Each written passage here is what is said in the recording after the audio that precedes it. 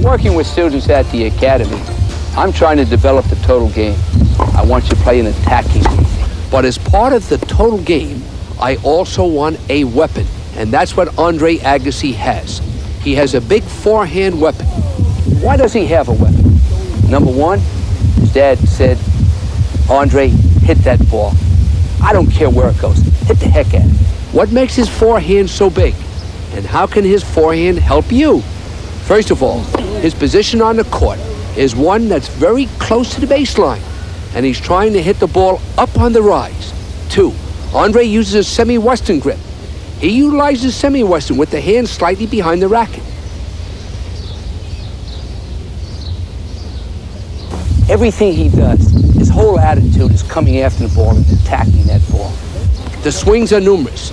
You can have a straight back, a semicircular loop, or the total loop. Andre uses the full circular swing. The benefit of this looping style backswing is its continuous motion. The drop of the racket head gives it a little extra power to go after it and really attack the ball. Next, I want you to notice the shoulder and hip rotation. That's important. And when watching Andre Agassi, he may not even move his left foot to have a partially closed stance. But what else does he do? He goes for it. He extends his racket outward towards the target and then continues to follow through with the racket head coming back slightly above the left shoulder to complete the full swing. This weight transfer and his controlled balance starts the recovery in preparation to make position for the next ball without losing any time. As the ball comes to you, your ready position is key. Why? Because the first step determines how quickly you can get to the ball. Let the stance be natural for you. Next, the racket head acceleration. Look at the racket head speed up. And this does not mean snapping your wrist. It means the racket head getting to the ball, going through the ball with lots of confidence. Speeding up on contact is the key. Hips and shoulders again are turned. The contact point, for the most part, should be out in front of you.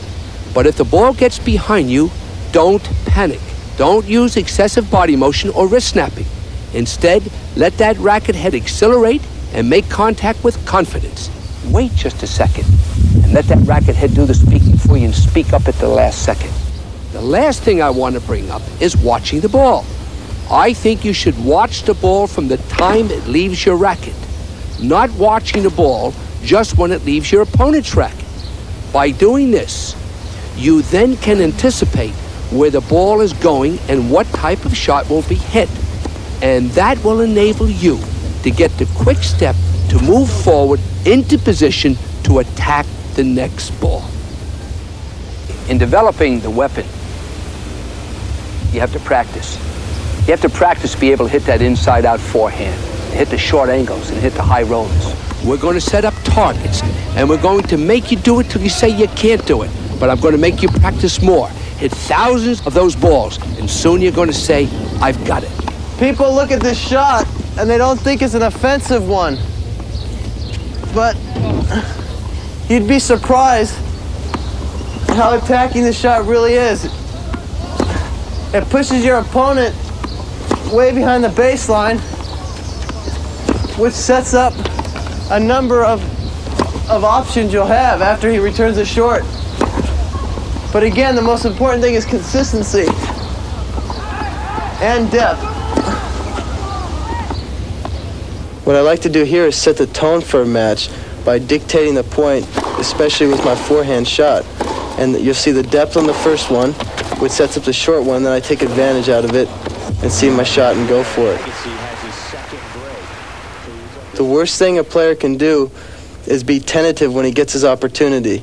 And right when I get this short ball, I see it, with no hesitation, I go for the open court.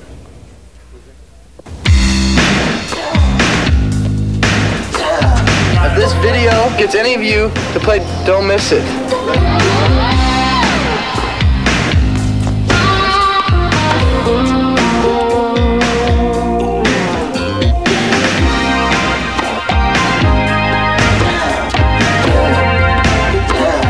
I think the important thing for a tennis professional is to have absolutely no weaknesses and one strength.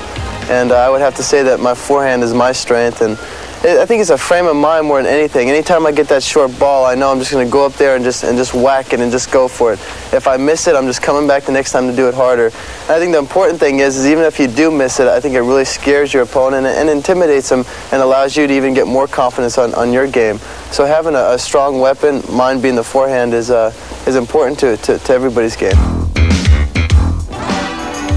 The forehand, your swing, the looping backswing. But make sure that looping backswing is not too high. Andre's looping backswing for most players would be too high. I suggest a more compact backswing. The hips and shoulders should rotate immediately. And as you rotate those hips and shoulders, the racket head is going back in position. Contact point. Try and meet the ball out in front of you. Accelerate that racket head. The recovery, the full follow-through is very important. But at the same time that you are following through, the recovery should be in motion.